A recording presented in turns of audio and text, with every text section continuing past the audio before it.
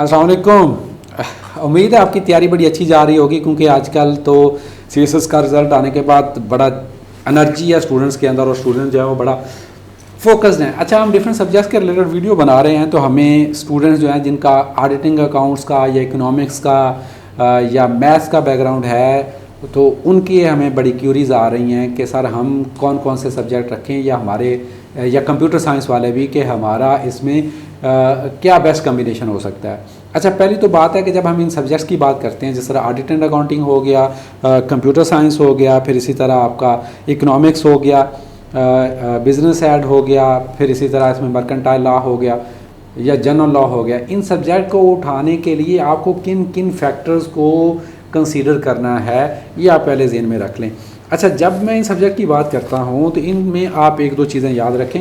ये वैसे जो नेचर साइंसेज के सब्जेक्ट्स हैं उनके रिलेटेड भी यही चीज़ें होती हैं।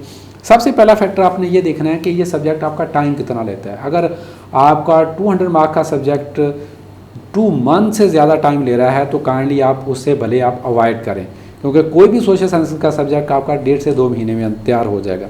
दूसरा, इन सब्जेक्ट्स के अंदर एक मेजर प्रॉब्लम ये आता है कि आपको इसकी बुक्स या नोट्स अवेलेबल नहीं होते। उसकी सिंपल सी रीज़न है, मैं आपको बताऊंगा कि आप यूएस हिस्ट्री की बात कर लें, जनरल स्टडी की बात कर लें, आप पंजाबी की बात कर लें, ठीक है, आप जो और बहुत ज़्यादा आईआर की बात कर लें, पॉलिटिकल साइंस की बात कर रहे हैं, इन सब्जेक्ट्स की आपको बेशुमार बुक्स मिल जाएंगी।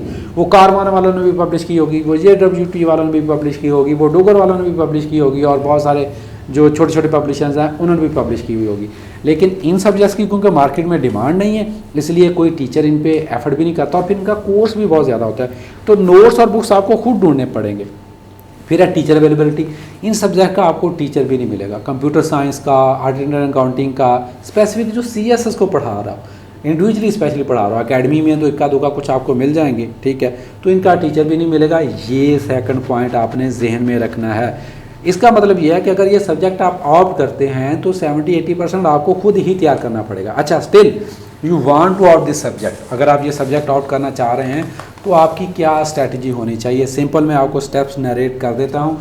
सबसे पहले आपने ये चीज़ करनी है कि उस सब्जेक्ट का आप सिलेबस पढ़ें, आप गो थ्रू करें। अगर आप सिलेबस पढ़ते हैं तो आपको लगता है यार 50-60% तो मुझे पहले ही आता है, या 70% तक भी मुझे पहले ही आता है। अच्छा, लाजमी नहीं है कि जो आपका सिलेबस जिस तरह का लग रहा है पेपर भी उसी तरह का आ रहा है। सेकंड स्टेप में आप क्या करें, आप अपना उसके पिछले 5 साल के पेपर्स का एनालिसिस करें। जब आप पिछले 5 साल के पेपर्स का एनालिसिस करेंगे, you will get an idea कि डिफ़िकल्टी लेवल क्या है, एग्जामिनर किस तरह के क्वेश्चंस पूछ रहा है। अब अगर वहाँ से भी आप सेटिस्फाइड हैं कि यार आप थोड़ी तैयारी करें, तो ये 60-70% तक या इवन कम से कम 50% तक तो आप खुद ही प्रिपेयर कर सकते हैं। मैं कह रहा हूँ खुद ही, आपको किसी टीचर की हेल्प लेने की ज़रूरत नहीं है, क्योंकि ये सब्जेक्ट आपने ऑप्ट ही तब करना है जब आपका क्या है, इसमें एकेडमिक बैकग्राउंड है।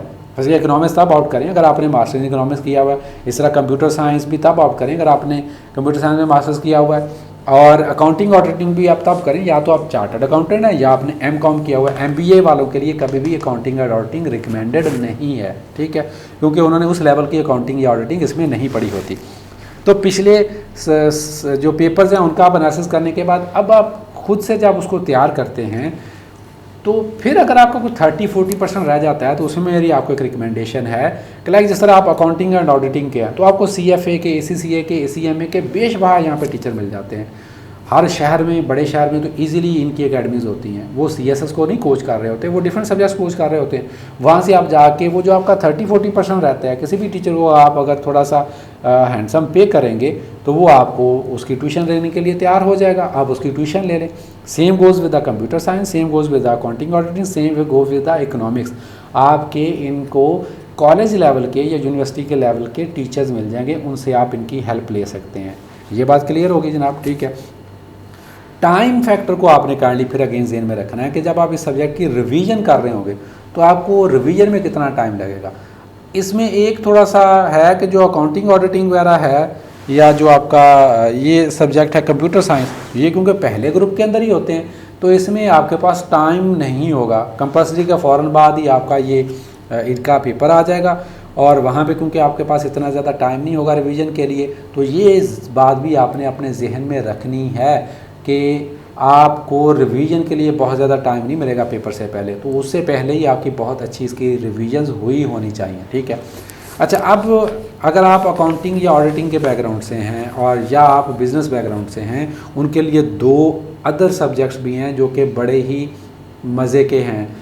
एक है बिज़नेस एडमिनिस्ट्रेशन और दूसरा है मर्केंटाइल लॉ। मर्केंटाइल लॉ एक बहुत ही निगलेक्टेड सब्जेक्ट है, जिसको आम ज़ुबान में हम बिज़नेस लॉ कहते हैं। ज़्यादातर जो लोग कॉमर्स करके आ रहे होते हैं, चार्टर्ड अकाउंटेंट्स होते हैं, या जो MBA करके आ रहे होते हैं, या इवन BCom जो करके आ रहे होते हैं, BBA वगैरह, उन्होंने ये अपनी ग्रेजुएशन के अंदर ये सब्जेक्ट बिज़नेस लॉ के नाम पर या कंपनी लॉ के नाम पर या मर्केंटाइल लॉ के नाम पर ये सब्जेक्ट पढ़ा हुआ होता है। और उसको अगर आप गौर से देखेंगे उसके कोर्स को, उसमें है क्या, कॉन्ट्रैक्ट एक्ट है, उसमें कंपनी लॉ है जिसमें ये articles of association, memorandum of association और कुछ 2-3 छोटे छोटे एक्ट्स हैं, आर्बिट्रेशन एक्ट है, बैंकिंग लॉ है, ठीक है, इस तरह के जो कि कोई इतने डिफ़िकल्ट नहीं है तैयार करने।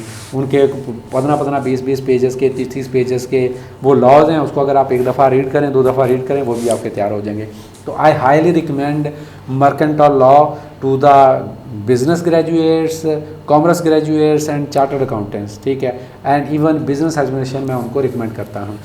तो ये हमारा एक ब्रीफ सी टॉक थी कि आप सिर्फ जो वो टोटल CSS के अंदर 45 सब्जेक्ट्स हैं, लेकिन आप अगर लिस्ट उठा के देखेंगे दर्जन से ज़्यादा सब्जेक्ट ही नहीं ऑप्ट होते। 12 के करीब सब्जेक्ट्स हैं जो 90% पीपल जो हैं वो ऑप्ट करते हैं।